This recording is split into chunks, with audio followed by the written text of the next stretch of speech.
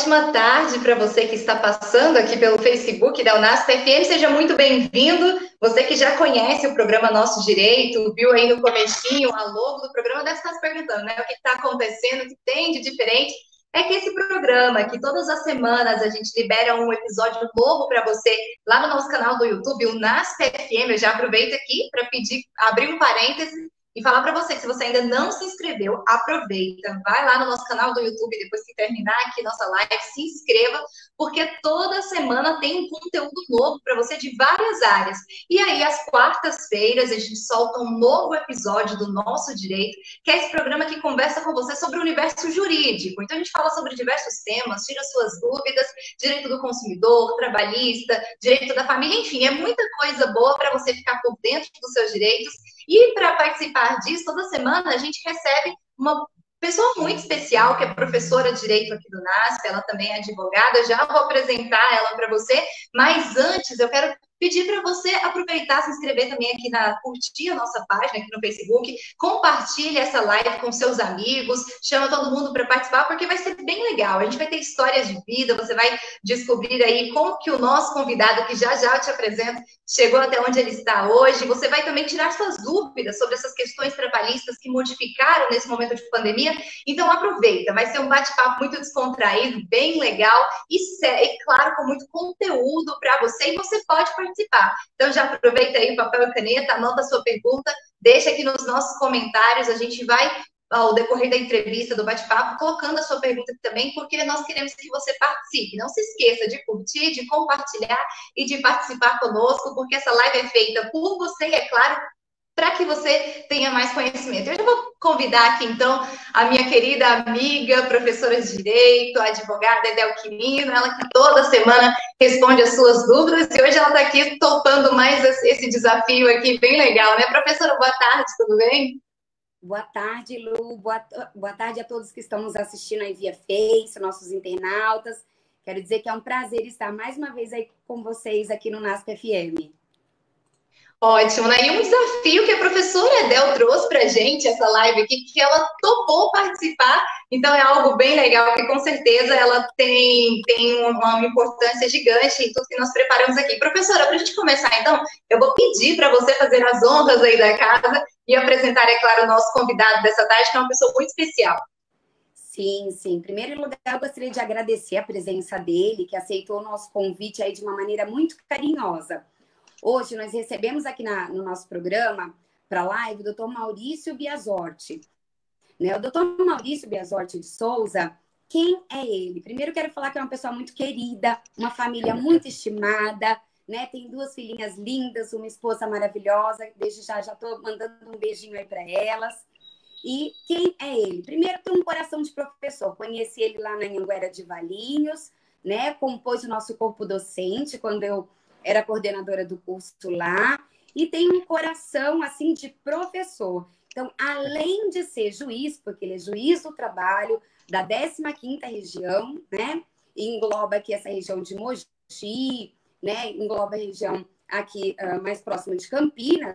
Ele também faz parte, como diretor de comunicação social, da Escola da Magistratura Superior, né?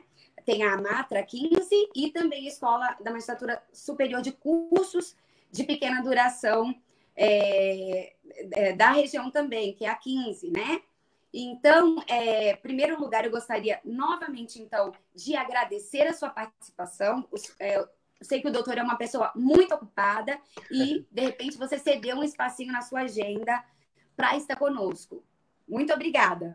Eu que agradeço o convite, é uma satisfação participar do programa. Agradeço também a Luciana. Como foi relatado, conheci a professora Edel na FAV, na Anhanguera de Valinhos. Aliás, eu trabalhei lá graças à professora Edel. A professora Edel que fez a gentileza do convite. Tivemos um tempo muito bom lá. E é uma satisfação a gente poder comparecer, bater um papo com as pessoas da área do direito ou de outras áreas e, na medida do possível, contribuir para a elucidação de dúvidas e, quem sabe, com a nossa história de vida, incentivar pessoas que queiram seguir uma trajetória semelhante. Verdade. Professor, uma curiosidade que eu vi aqui no seu currículo, né? Porque ele tem um currículo maravilhoso, mas ele, como é uma pessoa muito próxima, e eu reconheço até a beleza da sua humildade, ele só me enfatizou 2 pontos, né? A profissão dele, claro, como juiz do trabalho, né? E também a especialização que ele tem em economia misturando com trabalho. Então, trabalho e economia. Então, eu achei muito legal. Eu sei que, inclusive, ele tem aí ministrado alguns cursos de finança domiciliar. De repente, um dia ele vem para falar com a gente sobre finanças, né? Uhum. Já que ele também conseguiu misturar essa parte da economia na sua vida. Mas gostaria que o senhor complementasse essa situação da economia, como ela entrou na tua vida, e por que você quis misturar.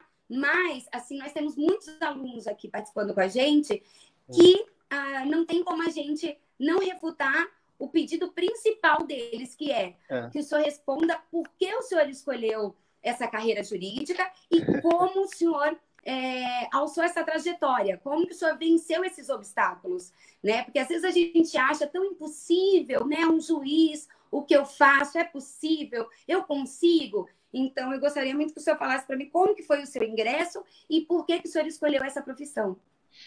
Muito bem.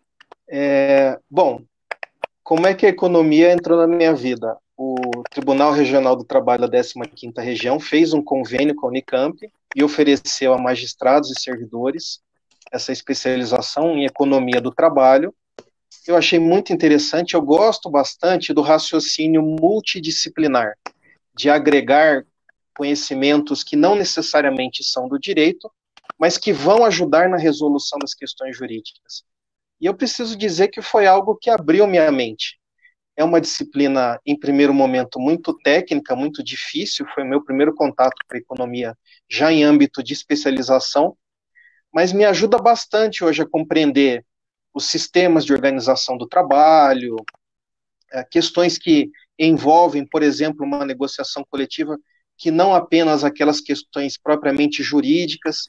Então, foi algo muito enriquecedor. Eu, inclusive, eu sei que a Unicamp tem trabalhos nesse sentido, eu gostaria, inclusive, de, em algum momento, realizar uma especialização, algo do tipo, na área da sociologia. E conhecimento é algo que a gente nunca perde, a gente sempre acumula e tem que compartilhar. Bom, como é que foi a minha trajetória no direito? Imaginem que eu estou terminando o ensino médio e não tenho a menor noção do que fazer. Vestibular, nada disso. Procurei uma orientação vocacional, na época, inclusive, uma amiga de família, a doutora Eleonor, uma profissional muito competente, e nessa época eu morava em Cuiabá. E fiz, então, várias sessões, e por ter certas características, eu sou uma pessoa que tem facilidade para ler, para manter concentração. Às vezes, professor Edel, eu estou fazendo processo em almoço de família. Eu fico ali no cantinho, eu abro o notebook, estou fazendo processo, aí eu entro na conversa, saio, eu tenho essa característica. Então, por conta disso, a doutora Eleonor me disse que eu tinha uma gama muito grande de opções, mas que por gostar de escrita, de leitura e de algumas outras situações, eu me daria bem em áreas como jornalismo e direito. Fui fazer a inscrição para o vestibular sem saber o curso que eu iria cursar, que eu pretendia cursar. E naquele momento, fui preenchendo a ficha, não sabia o curso que eu iria indicar como opção principal na época, e por ter uma formação cristã, eu me recordei daquelas opções, daquilo que eu teria maior afinidade, e ali, preenchendo a ficha, quando chegou no momento de indicar o curso, eu fiz uma oração bem rápida, eu pedi a Deus que me desse uma orientação, um direcionamento, e veio com muita clareza na minha mente, no meu coração, o curso de Direito. E, inclusive, a par da questão da fé religiosa, o Direito é um curso que ele propicia uma gama muito variada de atividades. A pessoa pode se formar em Direito e advogar, pode se formar em Direito e partir para a carreira dos concursos públicos, pode fazer concurso para cartório. Eu tive vários alunos que se formaram em Direito, mas não para atuar no Direito. Eram alunos empresários. Eu tive uma aluna Na verdade, essa não foi minha aluna, eu participei de uma banca de TCC, que atuava em uma imobiliária. Ela ia continuar no ramo imobiliário, mas iria utilizar o conhecimento do direito para fazer de uma maneira mais técnica, mais bem elaborada os contratos imobiliários. Então, o direito, assim, ele te dá muitas ferramentas.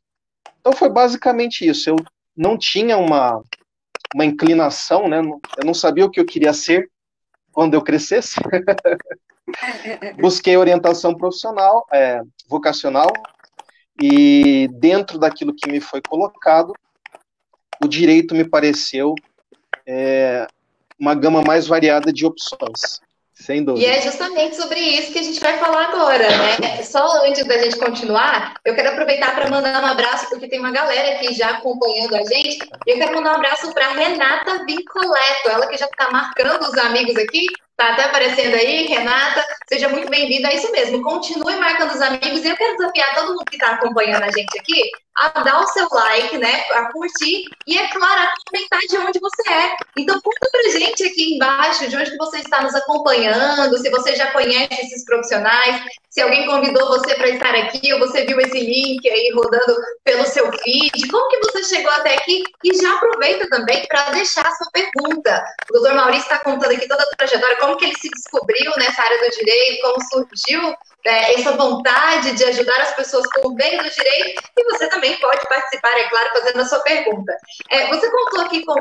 tem um outro oi aqui, ó, a Cíntia Portes. Boa tarde, doutor Edel e doutor Maurício. Boa tarde. Boa tarde também para a Cíntia, né?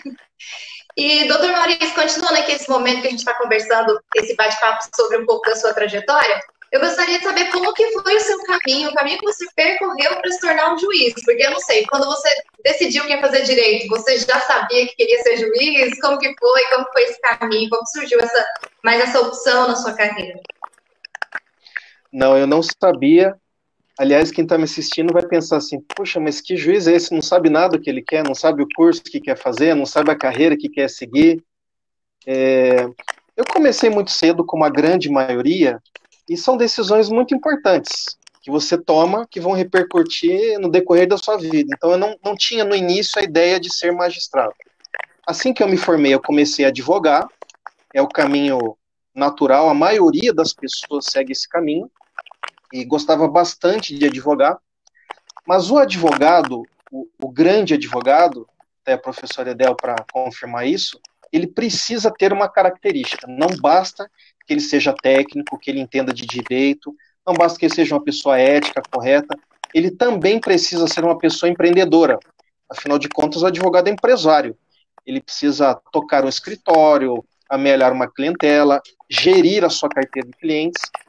E eu não tinha, na época, essa característica de empreendedor. Então, embora eu gostasse muito de advogar, eu advogava intensamente, cheguei a viajar para Brasília, fazer sustentação oral, enfim, eu não me dava muito bem com essa parte do advogado empreendedor.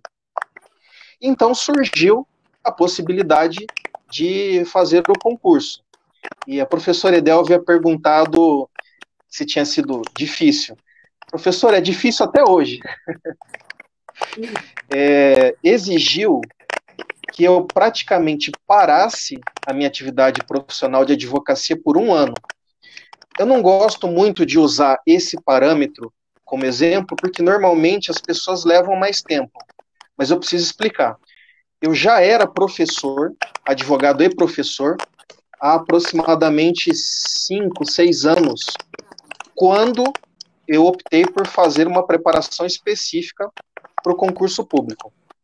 E daí, nessa situação, foi um período de praticamente 1 ano em que eu parei de advogar, eu passei os processos que eu pude passar para colegas, fiquei apenas com uma quantidade muito pequena de processos, e ali foi dedicação quase full time. Eu era professor, então, nos dias em que eu dava aula de manhã, eu assistia a aula de cursinho à noite e estudava durante a tarde. E nos dias que eu dava aula à noite, eu assistia a aula de manhã, e alguns dias eu fazia um complemento de aula à tarde. Então foi um período de muita dedicação. O concurso, ele exige disciplina, ele exige planejamento, você precisa abranger todos os assuntos. a gente tem aquela característica de querer ler mais, estudar mais as matérias que a gente gosta, mas também cai matéria que você não gosta. Então você precisa montar um cronograma, distribuir as atividades, fazer exercícios, e realmente foi um ano bastante difícil. Com a graça de Deus, eu consegui a aprovação aqui na 15ª região, e inclusive preciso contar uma curiosidade. Quando eu fui aprovado aqui, eu já havia desistido. E eu faço questão de contar isso porque as pessoas imaginam que, puxa, a pessoa passou no concurso, então foi tudo bem, foi tudo legal. Não é assim. Eu estava fazendo ao mesmo tempo 3 concursos. Mato Grosso, 23ª região, eu morava em Cuiabá na época.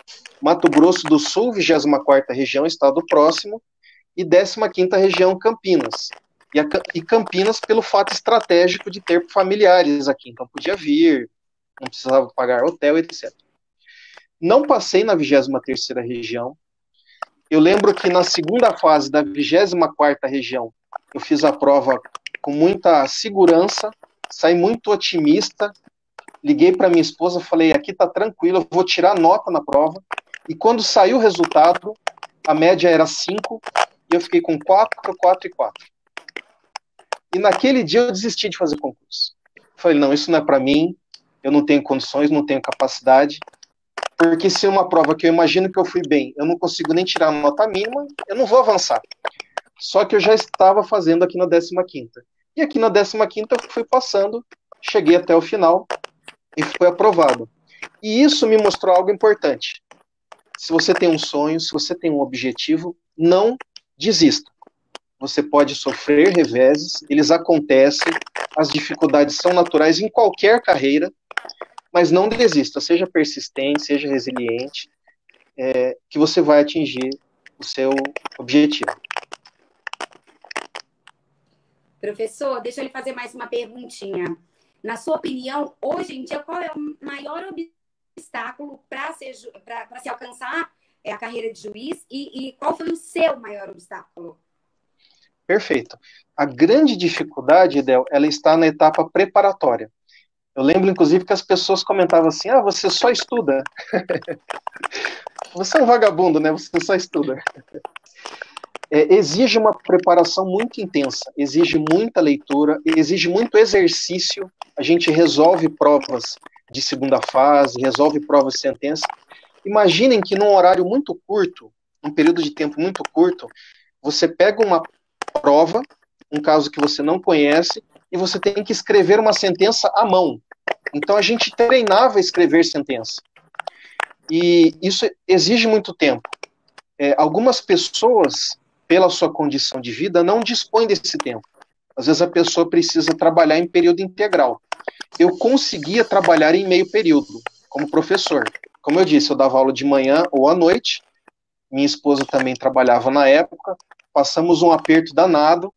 Ela almoçava no serviço. Mas isso permitiu que eu dedicasse um bom tempo assistindo aulas e fazendo as leituras e fazendo a resolução de exercícios e acabei conquistando a aprovação. Então, para mim, a principal dificuldade, que foi a minha, é justamente a preparação. Eu insisto, é algo sistemático, é algo que exige disciplina, é todos os dias. Final de semana, por exemplo, que não tinha aula, eu tirava para fazer provas, e eu fazia a prova como se estivesse fazendo concurso mesmo, marcando tempo. Depois eu corrigia a prova para verificar o que eu tinha acertado, o que eu tinha errado. Então essa é a grande dificuldade. Quando a pessoa tem o tempo disponível, a estrutura material para se dedicar exclusivamente a isso, fica mais fácil. Não que seja fácil, ajuda. Mas a maioria das pessoas hoje no nosso país tem que trabalhar. E eu preciso dizer, a advocacia é uma atividade que consome muito tempo, porque a advocacia não envolve apenas o ato de fazer a petição. O advogado vai ao fórum, o advogado atende o cliente, o advogado faz pesquisas. Eu acho muito difícil a pessoa que advoga, ao mesmo tempo, se preparar para o concurso. Isso não é impossível. Mas o tempo, geralmente, é maior. Eu tenho um amigo, colega do meu concurso, que ele levou 8 anos para ser aprovado. É uma pessoa competentíssima, um cara muito inteligente. Mas o que aconteceu? tempo de estudo dele era prejudicado porque ele é advogado. Muito bom. Olha, tem muita gente participando aqui, tem muita gente se envolvendo, mandando um abraço. Eu tenho até uma pergunta, a pergunta da Renata. Renata, o Maurício já começou a responder a sua pergunta, mas a gente já volta nela. Antes, eu vou só aproveitar para mandar um abraço. Olha, a Mariana Melissa de Souza falou que a professora Edel é excelente, muito atenciosa com os alunos, adorava as aulas dela no processo civil na FAB. Então, fica aí um abraço da Mariana para a professora Edel. Tem mais gente aqui também, a Vera Lúcia Soberal Silveira. Oi, estou acompanhando. Tem aí a Mariana Melissa, né, que foi o que a gente acabou de falar. A Cirlei Bearzotti, muito orgulho profissional, admirável. Pelo sobrenome, é parente do Dr. Maurício, olha a né? fotinha, olha a fotinha. Ah, é a esposa. Seja muito bem-vindo, então, ela aqui também participando com a gente, e com certeza a gente tem muito orgulho, né? A gente continua aqui porque tem mais gente também. 50% é dela, hein? Né? Tem toda a... Essa é dela, hein?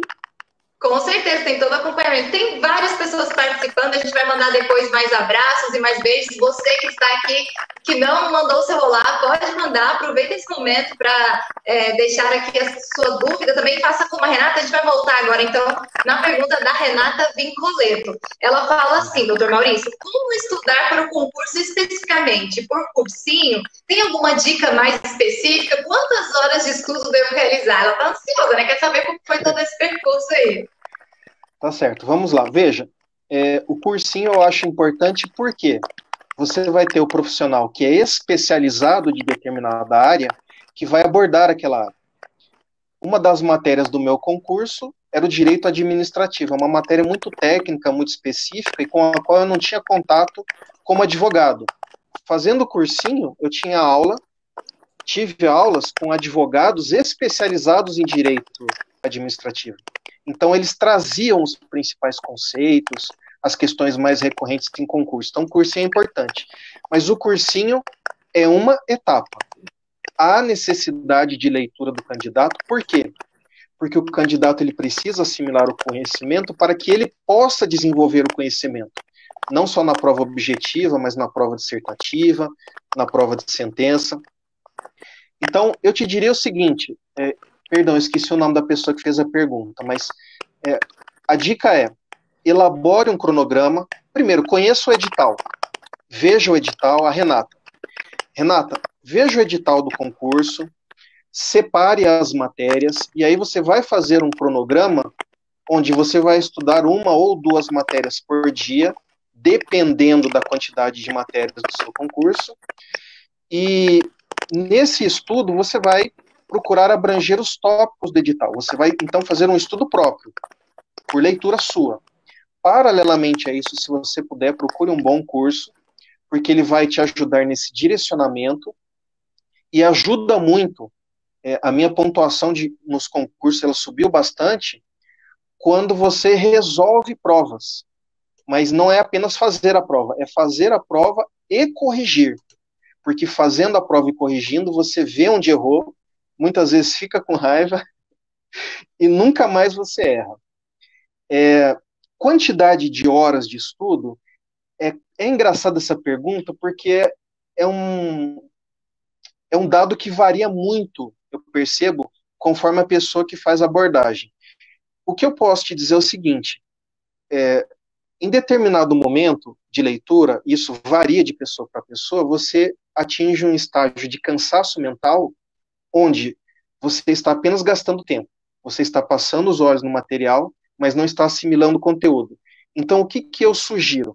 A cada 30, 40 minutos, a cada uma hora, e aí a pessoa vai se conhecer à medida que realize isso, faça uma pequena pausa e desconecte por 5, 10 minutos, é aquele tempo de dar uma olhadinha no celular. Eu, por exemplo, numa época muito tensa aqui em casa, de muito processo, muito trabalho, eu às vezes parava por 10 minutinhos para regar hortaliças na sacada do apartamento. Porque é aquele momento que você não está pensando em trabalho, você areja a sua mente. E é incrível como essas pequenas pausas, esses pequenos oásis, por assim dizer, eles são revigorantes. Então, as dicas básicas, eu poderia desenvolver bem mais o assunto, só que a gente tem um horário apertado, mas as dicas básicas são essas. Conheça o edital, faça um programa de estudo, seja bastante disciplinado, cumpra esse programa de estudo, com leituras e, se possível, assistindo aulas, resolva provas, e uma vez que você identifique o seu tempo, a sua capacidade de assimilação de conteúdos, faça pausas regulares no decorrer do dia para arejar a mente.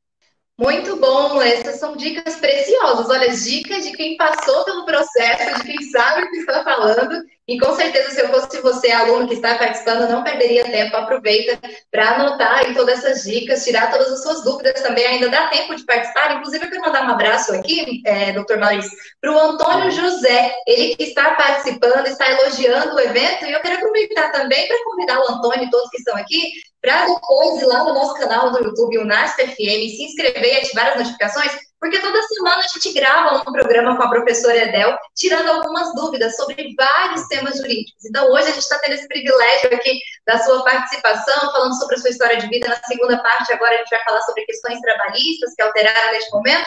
Mas tem outros temas também que a gente já gravou lá, questões mais voltadas para a família, a gente falou também sobre questões de contratos. Então, você pode participar, pode ir lá, você que está nos acompanhando, depois lá no nosso canal do YouTube e ter acesso também a esse conteúdo. A gente vai passar para a próxima parte, eu vou deixar a professora Edel, então, começar e puxar aí essa pergunta dessa parte mais conceitual, que a gente vai falar de questões trabalhistas. Professora Edel. Então, doutor Maurício, essa foi a nossa preocupação quando convidamos aí o doutor para fazer a live. A gente pôde se deparar nos últimos dias com a situação da pandemia, né, notória, e a gente também pôde observar que, em razão da pandemia, surgiram aí por parte do poder público notáveis flexibilizações na área dos direitos trabalhistas. Só que o que a gente se pergunta, e o que a maioria da população se pergunta, é, primeiro, quais foram essas principais flexibilizações e se realmente todas elas são legais e constitucionais. Eu já vou pedir licença a quem nos assiste, eu vou procurar ser o mais objetivo possível em razão do tempo. Mas eu me coloco à disposição para outras atividades onde a gente, eventualmente, com o tempo reservado para um assunto ou outro, desenvolva de uma maneira mais detalhada. Nós temos um conjunto de regras relacionadas à pandemia. Nós começamos com a chamada Lei Geral da Pandemia, que é a Lei 13979, já em 6 de fevereiro de 2020, que é aquela lei que traz os conceitos básicos de enfrentamento do tema e prevê algumas regras trabalhistas. Então, essa lei prevê, por exemplo, que o afastamento do trabalho por motivo de Covid-19 é falta justificada, portanto, tem que ser abonado. Mais recentemente, essa lei teve alterações e passou a prever o uso obrigatório da máscara.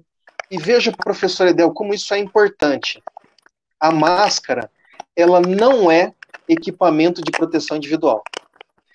O que é equipamento de proteção individual para o direito do trabalho, tecnicamente falando? É aquilo que a legislação específica, no caso, a norma regulamentadora, a NR6, diz que é equipamento de proteção individual. E lá não aparece a máscara.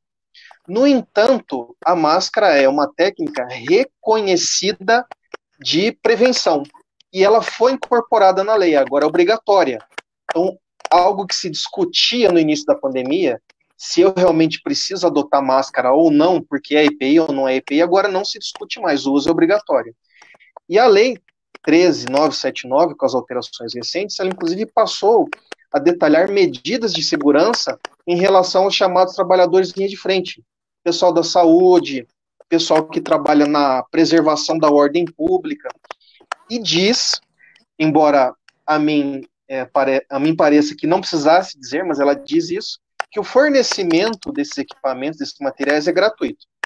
Além dessa lei, nós temos a lei 13982, ela é de 2 de abril, é a lei que trata do auxílio emergencial, é aquele valor de R$600 pago para determinadas pessoas. Foi recentemente prorrogado um decreto do governo, um decreto do presidente da República. O auxílio emergencial era previsto inicialmente por 3 meses, instituído em abril, maio e junho, foi prorrogado por 2 meses, julho e agosto. Temos a medida provisória 946 de 2020, ela é de 7 de abril, que é aquela medida provisória que permitiu o saque do FGTS, e eu menciono isso porque é um conjunto de medidas no contexto trabalhista. A gente tem ações do governo, a gente tem ações dos empresários, a gente tem ações dos trabalhadores.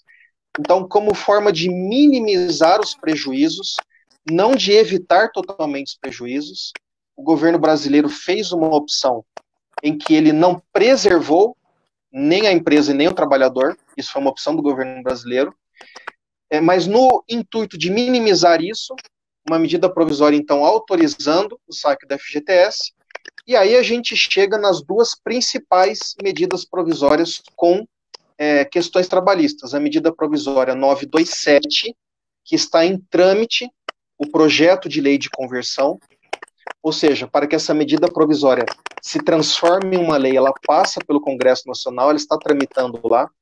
Recentemente, inclusive, foi feito um pedido de adiamento da votação, ela já estava pronta para ir para o plenário. Então, foi feito um pedido de adiamento. E a medida provisória 936 de 2020, essa já passou por esse trâmite e foi convertida em lei. Recentemente, a lei 14.020, agora de 6 de julho de 2020. A medida provisória 927, ela é mais ampla. Seguindo uma sistematização de uma grande professora de direito, a doutora Vólia Bonfim, ela tem aquilo que se chama de medidas bilaterais, ou seja, é possível negociar sobre certos assuntos, e ela tem as medidas unilaterais, que são medidas decididas pelo empregador. Ele não precisa negociar, ele pode implementar. São 7 medidas unilaterais na medida provisória 927.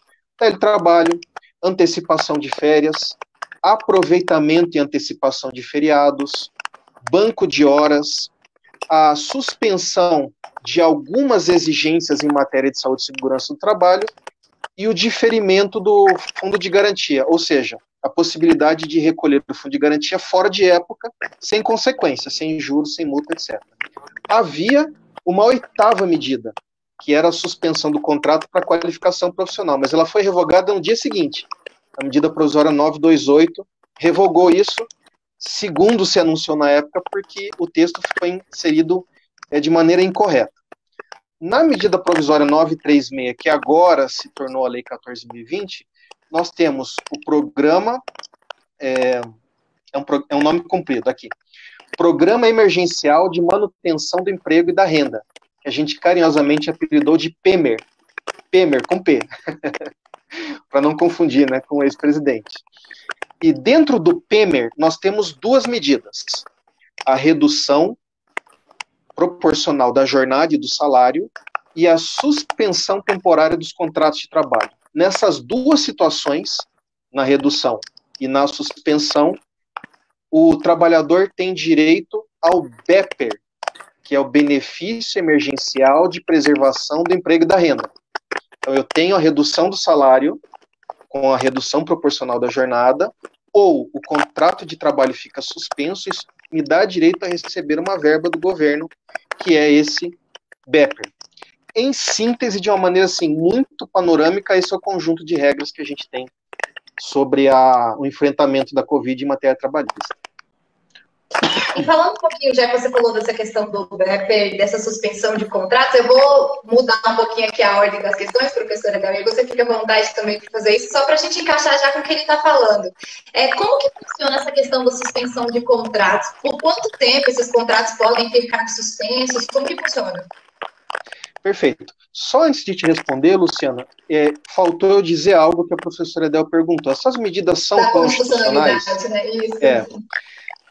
Vejam, o Supremo Tribunal Federal, ele já julgou 4 ações diretas de constitucionalidade sobre o tema, sobre a medida provisória 927 e sobre a medida provisória 936, envolvendo vários artigos. Praticamente todo o texto da 927 foi questionado, e no caso da 936, a possibilidade dessas medidas, da redução ou da suspensão por acordo individual. O Supremo considerou constitucionais essas regras. ele apenas ressalvou duas situações. O Supremo entendeu que não era constitucional uma previsão da medida provisória 927, que dizia que a doença, a Covid-19, ou seja, a doença decorrente da contaminação do novo coronavírus, não era doença ocupacional e que deveria se produzir prova do contrário. Então, eu já partia da suposição que a pessoa que contraiu Covid-19 não contraiu trabalhando. Isso o Supremo entendeu inconstitucional. Não quer dizer também que qualquer caso de Covid-19 seja decorrente do trabalho. O que a gente fez foi eliminar a presunção de que não era. E o Supremo também entendeu inconstitucional uma outra previsão da medida provisória 927, no sentido de que a atividade da fiscalização trabalhista, em primeiro momento, seria apenas orientadora, como regra.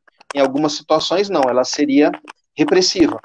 Mas, como regra, seria apenas orientadora. Essas duas disposições, o Supremo disse que são inconstitucionais. No mais, o Supremo convalidou. Então, assim, em linhas muito gerais, os regramentos da medida provisória 927 e da medida provisória 936 são constitucionais na perspectiva do Supremo. Eu costumo dizer o seguinte: é constitucional não necessariamente aquilo que está escrito na Constituição, mas aquilo que quem tem a competência para decidir matéria constitucional afirma que é constitucional ou não. Academicamente, eu tenho algumas ressalvas, mas o fato é que o Supremo, que dá a última palavra no assunto, diz que é constitucional. Agora, a pergunta da Luciana sobre a suspensão do contrato de trabalho.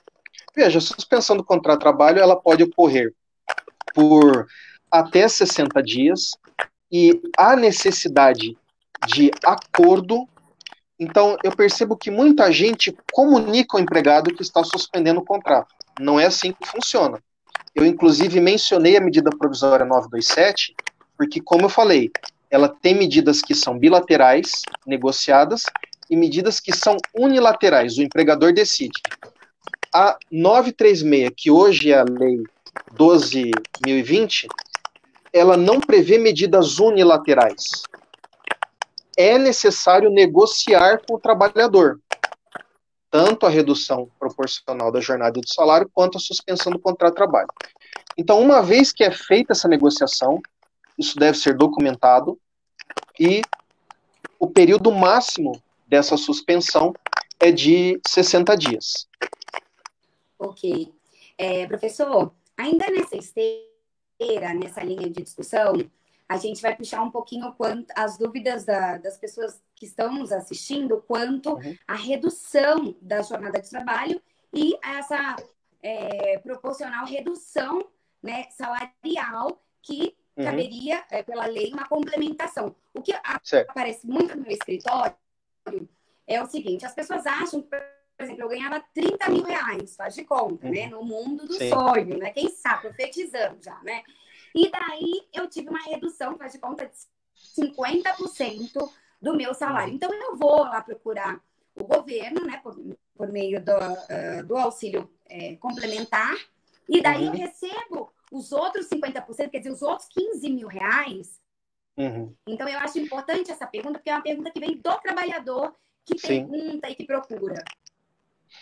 É uma conta um pouco complicada de fazer. Qual é a sistemática da medida provisória hoje da lei? A sistemática é a seguinte: o BEPER, o benefício, ele é calculado sobre o valor que a pessoa teria direito à parcela do seguro-desemprego. Esse teu exemplo é um exemplo bom, por quê? Porque o valor máximo da parcela do seguro-desemprego fica na casa ali de 4 mil e alguma coisa reais. Ou seja, ele é bastante inferior a essa sua ilustração. Então, o que acontece? Quando eu tenho a redução proporcional da jornada e do salário, o que o governo paga é o percentual da redução, mas calculado não sobre o salário. Ele é calculado sobre a parcela que a pessoa teria direito se fosse receber o seguro-desemprego. Então, é algo mais ou menos assim. A pessoa recebe de salário 10 mil reais e tem uma redução de 50%. Ela não vai receber 5 mil de BEP. você vai analisar uma tabela. A partir dessa tabela, você vai identificar o valor que ela teria direito de seguro-desemprego, por exemplo, os R$ 4.000, e você vai lançar o percentual de redução sobre essa base de cálculo, sobre a parcela do seguro-desemprego. De maneira que, quanto maior for o salário da pessoa, maior vai ser a perda remuneratória.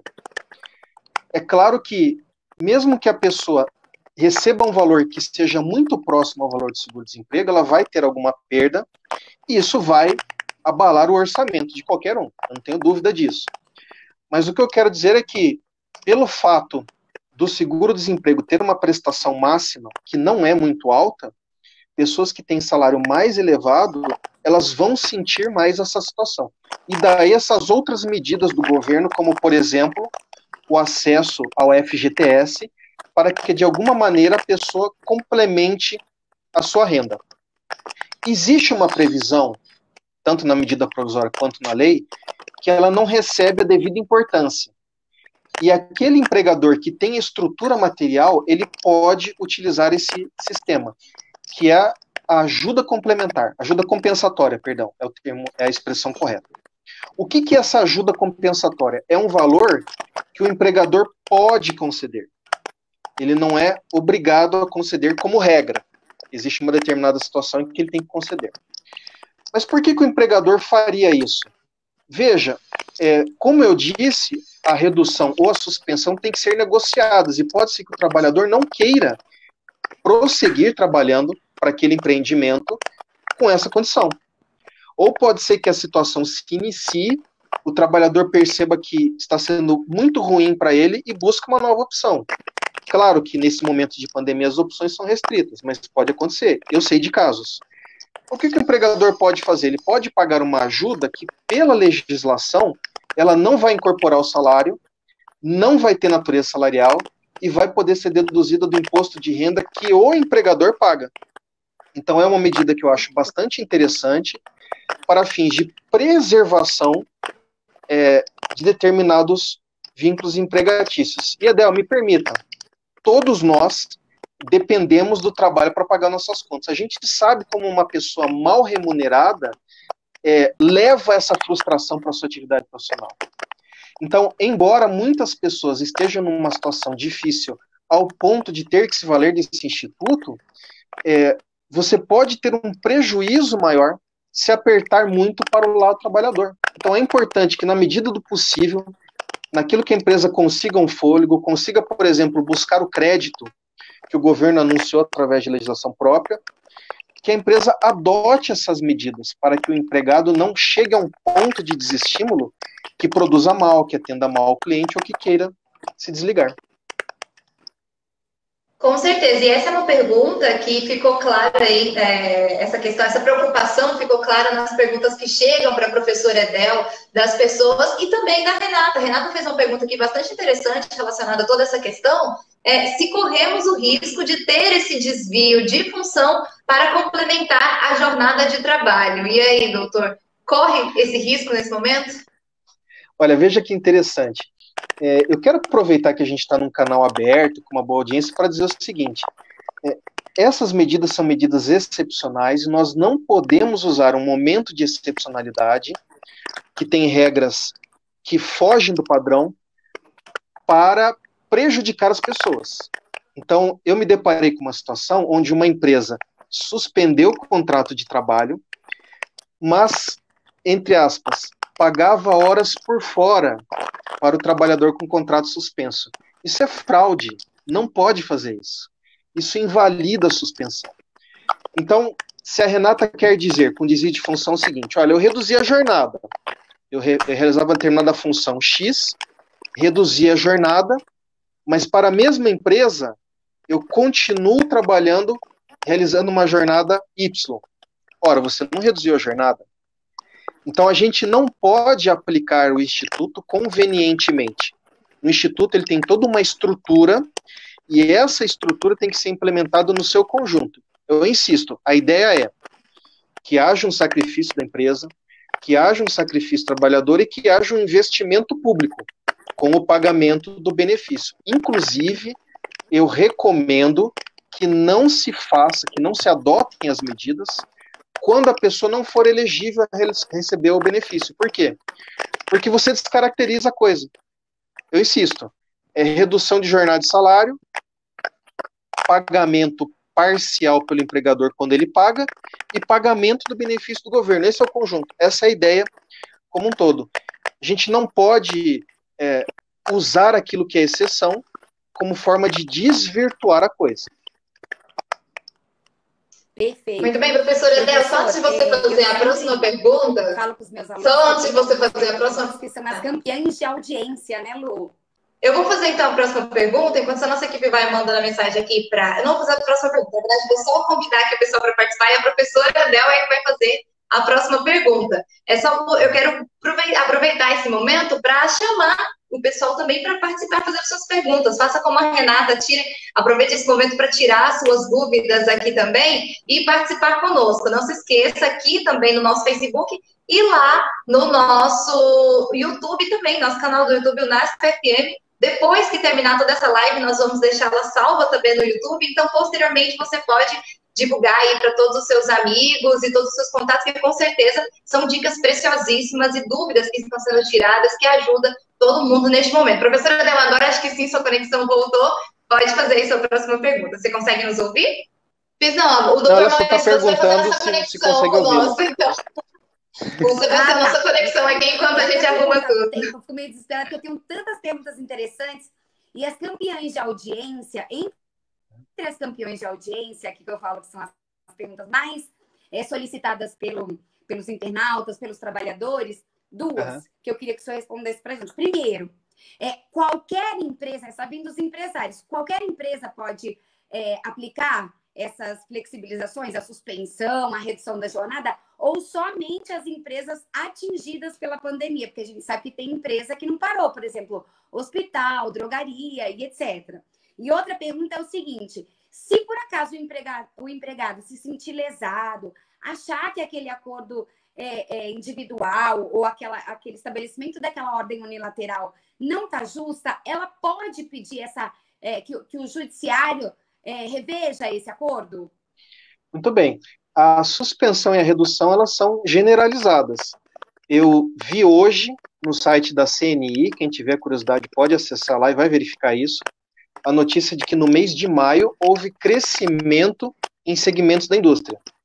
Então a gente sabe que tem muita gente com dificuldades reais, sérias. Eu fico muito triste quando eu recebo essa notícia, pessoas às vezes com empreendimento familiar, empreendimento de muitos anos, que precisou fechar ou está muito perto de fechar, mas tem pessoas que estão conseguindo encontrar oportunidades e desenvolver bem sua atividade. O fato é que a legislação permite, de maneira indistinta, que se realize a redução e a suspensão. A pessoa se sentiu lesada. Edel, depende muito do que é esse sentimento e de qual é a abordagem jurídica. Por que eu digo isso? Porque, como eu mencionei no início, o Supremo já sinalizou muita coisa para nós. É claro que quando o Supremo afastou a inconstitucionalidade de alguns artigos, ele afastou de uma maneira, digamos, mais genérica, partindo do pressuposto que há legitimidade naquela regra. Mas o Supremo, em momento algum, ele deu um cheque em branco. Então, por exemplo, a medida provisória 927, ela permite que as pessoas negociem individualmente. Aí eu pego os trabalhadores que são adolescentes, 16 anos, eu pego as mulheres e combino que vou pagar salário menor para eles. Eu não posso fazer isso.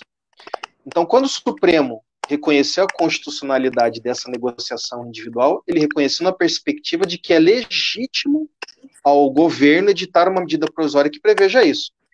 Mas a fraude e aquilo que agrida direitos fundamentais, aquilo que contraria a Constituição, isso pode sim ser discutido. Mas é interessante que a pessoa que se sinta lesada procure um advogado que tenha especialidade na área trabalhista, uma pessoa que conheça direito do trabalho e que tenha conhecimento, pelo menos, desses julgamentos do Supremo, porque ele vai ter uma boa dimensão daquilo que pode ser debatido. Em uma outra ocasião, e talvez até num formato um pouco diferente, a gente poderia debater, por exemplo, é algo que tem surgido, mas é uma discussão muito técnica, a questão do controle de convencionalidade. O que é isso? O Brasil, ele participa de determinadas regras que são internacionais. São editadas por organismos internacionais, como a ONU, a OIT, e o Brasil voluntariamente adere a essas regras. E essas regras, no nosso sistema, elas estão, como regra, abaixo da Constituição, mas acima das leis. Elas ficam numa posição intermediária, elas são chamadas de supralegais, porque estão acima da lei, mas devem observar a Constituição. Em alguns casos, elas têm o mesmo valor da Constituição. Então, o que acontece? O Supremo disse que são constitucionais, mas isso não impede que se analise a questão sobre essa ótica, e tem muita gente desenvolvendo estudos e demonstrando que algumas regras da medida provisória, agora da lei, elas aparentam não ser compatíveis com essas regras de direito internacional que o Brasil aderiu. Então a pessoa pode sim procurar, mas eu insisto nesse ponto.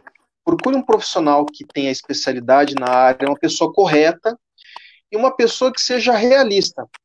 Muitas vezes o advogado vai te dizer que a maior probabilidade não é a de êxito. Isso não é um mau advogado. Pelo contrário, é um advogado bom e sincero. É melhor ouvir um bom conselho técnico, ainda que você não goste dele, do que você entrar numa aventura. É muito importante. Eu estou aqui ansiosa porque ainda algumas das perguntas mais interessantes, né? Outra coisa que o pessoal pergunta é o seguinte... até veio aqui no meu WhatsApp, essa falou assim, pelo amor de Deus, faça essa. Se por um acaso, vem de um trabalhador, tá? Daqui de Valinhos. Se ele não conseguir receber essa complementação, né, por esse sistema de complementação por conta da redução do salário e da jornada, a pergunta que se faz é, eu entro com ação contra o governo, eu entro ação contra a empresa? Eu entro na Justiça do Trabalho, eu entro na Justiça Federal, por conta de ser um auxílio também meio que de ordem previdenciária ou provindo do governo federal? Ótima pergunta. Aproveitar e mandar um abraço para o amigo André Amin, advogado muito bom, competentíssimo, uma pessoa que admiro bastante. Aliás, perguntas difíceis vamos mandar para o doutor André agora, aí no chat, ele responde. Veja, depende, Edel. Porque qual foi a razão do não recebimento? A legislação é muito clara no sentido de que quando o empregador ele adota o procedimento da redução da suspensão, ele tem 10 dias para comunicar isso ao governo e 30 dias após a comunicação a pessoa recebe. E a própria legislação esclarece o seguinte, se a comunicação não é feita, a responsabilidade pelo pagamento é do empregador. Então, o que acontece? Eu não recebi o benefício por uma omissão ou por um erro do empregador. Eu vou cobrar dele, empregador. E aí eu não tenho dúvida, ação trabalhista. Pode ser que o empregador tenha feito tudo corretamente. E aí foi realmente um problema de uma política governamental. Faltou recurso, o recurso foi mal gerido, alguma falha de sistema, enfim. O erro foi do governo. Nesse caso... Foi deferido, por exemplo, mas não foi depositado, por exemplo. Por exemplo, ou foi depositado numa conta errada, enfim. O governo praticou um erro e, em razão desse erro, a pessoa não recebeu. Aí a ação deve ser dirigida contra o governo. A questão da competência ela é muito delicada, por quê? Vai depender de como é que vai se entender a origem desse dano. Se eu fizer a interpretação que esse dano, numa análise mais ampla, ele decorre do contrato de trabalho, afinal de contas, o benefício ele é devido em função do contrato de trabalho, aí é justiça do trabalho. Porque justiça do trabalho não é só ação entre empregado e empregador. É todo tipo de ação que decorra de uma relação de trabalho, que não necessariamente seja de trabalho de empregado. Pode ser de trabalhador autônomo, enfim. Excluído o servidor público por jurisprudência do Supremo. Se a gente entender, e me parece que essa é uma interpretação razoável, que essa situação decorreu do contrato de trabalho seria da Justiça do Trabalho. Mas é perfeitamente defensável a tese de que isso é um erro administrativo que não tem relação nenhuma com o contrato de trabalho, e sim com a maneira como o governo executa a política pública. E se essa for a compreensão, aí a competência vai ser da Justiça Federal Comum, porque seria um ato da União. Ai, que legal. Obrigada, professor. Gente, a gente está aqui no finalzinho da live. Muita matéria ainda para a gente falar. E até aqui eu faço até uma provocação. Lu, acho que vai ter que ter a próxima. Porque ó, o pessoal está perguntando aqui, ó, professor, sobre a garantia, o tempo de garantia do emprego se for realizada suspensão. O pessoal está com um monte de pergunta aqui. Eu acho que tem que ter a live 2. Quem vota que sim, manda aí no nosso Facebook e fala: Lu, temos que ter a continuidade aqui na live 2. Com certeza. Olha, eu não sei se a eu professora acho que Del tem já que está ter também, mas conseguindo me enfim. ouvir agora. Eu não sei se a professora Del já está conseguindo me ouvir agora. A gente estava com esse problema de comunicação. Eu acho que ela não está, mas aí a gente vai tratar. Está ouvindo agora, professora? Consegue me ouvir agora? Tudo ok. Sim? Ótimo, então. Eu também acho que a gente tem que ter a parte 2. Muita gente participando aí, ó. A Renata já falou, próxima, com certeza. Então, você que está nos acompanhando, já avisa para todo mundo aí que a gente vai fazer sim a próxima, a gente vai marcar uma data, vamos conversar aqui e ver a agenda do doutor Maurício, que eu sei que é bem apertada, da professora Del também. Então, a gente vai... Ó, a Silene já falou que por aqui tá liberado. Então já está marcado, só falta mais uma data e a gente tira todas essas dúvidas, porque chegou mais algumas dúvidas aqui também para a gente. E a gente quer responder, é claro, todo mundo que está nos acompanhando, mas como o nosso tempo hoje já está passando, vamos fazer o seguinte, professora Edel, escolhe mais uma pergunta aí de um ouvinte, faz essa pergunta e aí o doutor Maurício responde, a gente encerra essa live, mas já marcando uma próxima data. Vou fazer uma pergunta de um trabalhador também. Eu sou obrigado a aceitar a redução? Se eu não aceitar a redução, eu devo ser mandado embora? Tenho o direito de receber os direitos trabalhistas? Ou também há alguma possibilidade de posterga do pagamento do valor da rescisão? Eu coloquei duas em uma, porque essas daqui, ó, tá cheio. Olha, a pergunta é excelente e eu já disse e eu insisto no ponto. Medida provisória 927. Existem as medidas bilaterais e as unilaterais. O que é unilateral? O empregador decide. Eu quero antecipar férias. Ah, mas o empregado não concorda. Paciência. A legislação permite que o empregador decida. Medida provisória 936, hoje a lei 14.020. É necessário o acordo. O que é acordo? A convergência das vontades, o consenso. Então isso precisa ser negociado. Não basta que eu, empresário, chegue ao trabalhador e diga, olha, a partir de agora a sua jornada está reduzida, ou seu contrato está suspenso. Precisa haver a concordância. O empregado ele não concorda. Existe uma questão técnica de direito e uma questão, digamos, social ou sociológica. Questão técnica ou de direito, o empregado não fez nada errado. Ele não pode ser punido por isso. Não caberia uma justa causa ou algum outro tipo de punição. Ele não concordou. Só que isso nos conduz à situação social ou sociológica. E enquanto professor, eu sempre comentei isso com alunos que me traziam situações da vida. Professor, o que eu faço aqui? Uma pessoa uma vez me trouxe uma briga de família, que estava na justiça, de irmãos que não se falavam. Aí eu disse, olha, a gente tem a resposta do direito e a resposta que não é do direito. A resposta do direito é essa. Mas só os envolvidos sabem se vale a pena usar a resposta do direito. Então o trabalhador, ele pode recusar. Agora, é bastante provável que se ele recusar, ele seja despedido. Não por justa causa, mas seja despedido. Porque o empregador também, quando chega nesse ponto de querer reduzir ou suspender, é porque ele está com poucas possibilidades, com poucas alternativas. Muito bem. Isso não interfere de forma nenhuma nos direitos trabalhistas devidos a esse trabalhador. O que pode acontecer é que, em razão da situação econômica da empresa, ela não faça o pagamento dentro do prazo. E aí, o trabalhador, ele tem a possibilidade de buscar esse direito junto à justiça. Ele vai procurar um advogado, e eu sempre recomendo que procure advogado, e eu insisto, um advogado que seja especialista na área, um advogado que tenha valores, um advogado que seja ético, e procurando um profissional, ele vai propor a ação trabalhista. Muito bom, ficou com gostinho, com certeza de quero mais, a gente vai marcar sim a próxima. Eu quero aproveitar, doutor Maurício, para agradecer a sua disponibilidade, agradecer aqui esse momento que você disponibilizou para passar respondendo todas essas dúvidas, com certeza foi muito proveitoso e a gente fica muito agradecido, né, professora Adel? Muito, muito, muito, e vamos para a live 2. Eu agradeço muito o convite, foi uma gentileza muito grande, a lembrança, e é algo que eu faço com muita satisfação.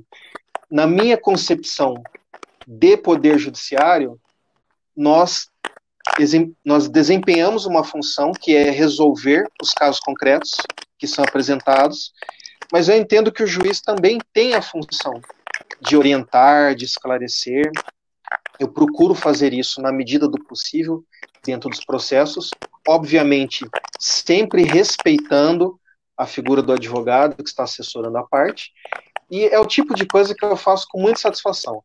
Então, se tiverem a coragem de fazer uma parte 2, e como a chefia imediata já autorizou, podem me chamar que eu venho. Com certeza, professora Adel, muito obrigada também mais uma vez por sua participação. E para a gente fechar aqui, mandar o... Muito obrigada, doutor Maurício. Que Deus abençoe a gente muito, né? E que Deus abençoe muito a sua família, doutor Maurício. Amém. Muito obrigada aos dois mais uma vez. E para a gente fechar, vou mandar o último alô aqui, que é a Marlene Vicentini. Elogiou a iniciativa. Parabéns também, professora Adel, e a participação também do professor Maurício. E aí a Vera Lúcia também dando parabéns, falando que foi muito proveitoso. Enfim, o pessoal gostou muito, então a gente vai ter a fase 2. Eu quero agradecer em especial, é claro, a Cirlei, porque já autorizou aqui a próxima parte, e ela também que carinhosamente esteve participando desse processo com a gente. Renata também, que participou. Enfim, a todos vocês que participaram, nosso muito obrigado. Não se esqueçam que vocês podem rever essa live aqui no nosso Facebook e também lá no canal do YouTube, o NASP FM. É só você correr lá, fazer sua inscrição, ativar as notificações e ficar por dentro de tudo que vai acontecer. Fica de olho aqui na nossa página no Facebook, que logo, logo a gente já solta a data com a parte 2 aí de mais esse debate que com certeza acrescentou muito para você. Muito obrigada por passar esse momento aqui conosco. Tenham todos um ótimo restante de noite. A gente se vê, então, na próxima live do programa Nosso Direito. Até lá!